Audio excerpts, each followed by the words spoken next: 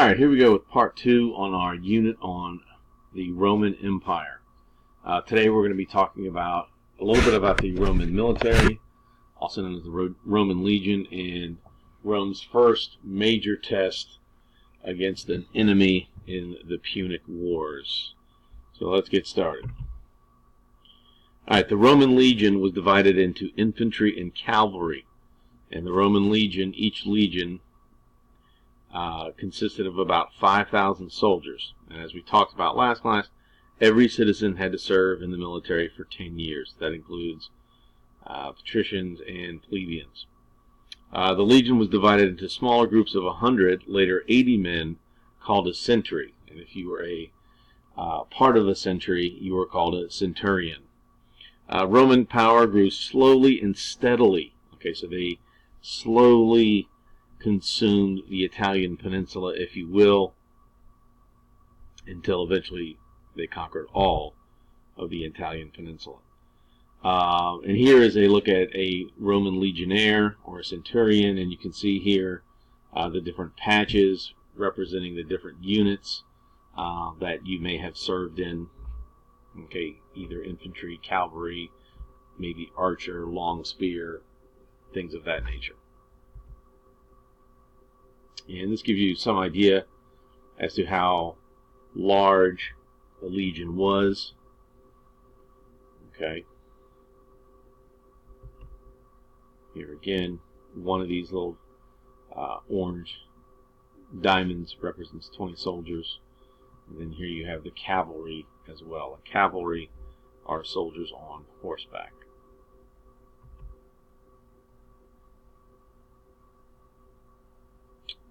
Rome was lenient to the people they conquered.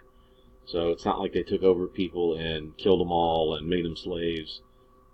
They were pretty lenient and allowed those people to still live their lives just as long as they paid their taxes to the empire or the republic and followed a few guidelines, if you will.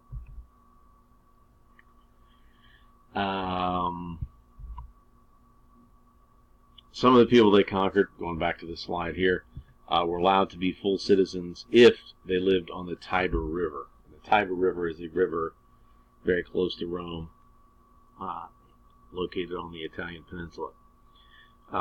You could also be a citizen if you lived further away, but you were not allowed to vote, okay, for the Senate, for the Assembly, depending on what voting rights you had. You were allowed to participate in. Okay, so the Punic Wars, that is pronounced Punic, not Punic, like a joke. Punic Wars was fought between Rome, obviously, and Carthage. Carthage was a powerful nation in North Africa, and they were along the coast of North Africa. And you can see this drawing of Carthage here. And Rome and Carthage began to fight over trade in the Mediterranean Sea. So these were the two big players in the Mediterranean Sea, and it probably just a matter of time before they would go to war. There were actually 3 Punic Wars. The first was actually fought over Sicily, which you can see here is between them. Okay, Carthage controlled part of the island, and the other part was kind of up in the air. All right. So the first Punic War was fought over Sicily for about 23 years. Carthage lost, and Sicily became Rome's first province, also known as a territory. So the first Punic War goes to the Romans.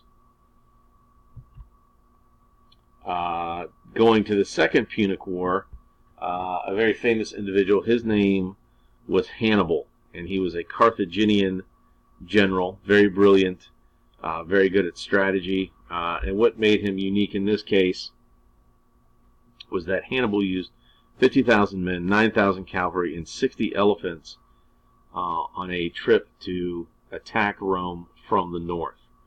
And he surprised Rome, and you can see another picture of the elephants here.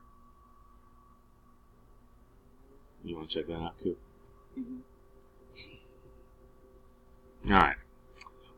He surprised Rome by taking his troops and his elephants. You can see Carthage here, all the way crossing the Iberian Peninsula, the Straits of Gibraltar here, and coming up and attacking through the Alps, crossing the Alps with all these men, these animals, and kind of tearing up Rome, or the Italian Peninsula, for about 10 years.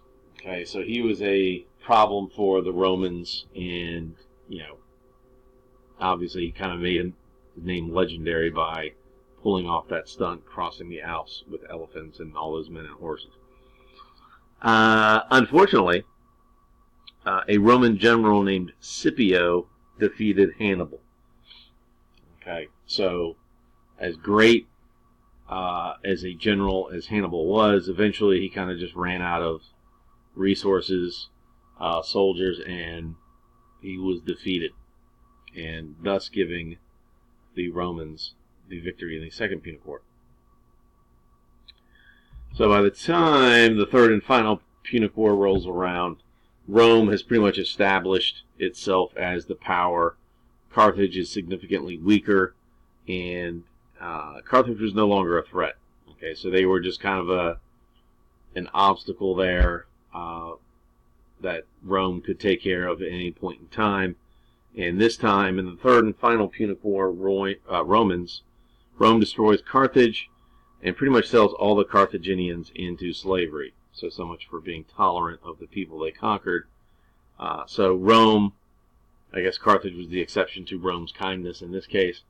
All their people became slaves, and they pretty much destroyed Carthage once and for all.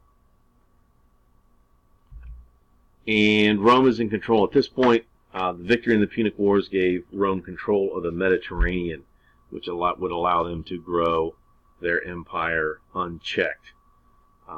So there you go. Rome was free to expand its empire. So that's it for these notes. Get those filled in. Fill out those questions on the right side of the paper, or answer those questions, and I will see you in class.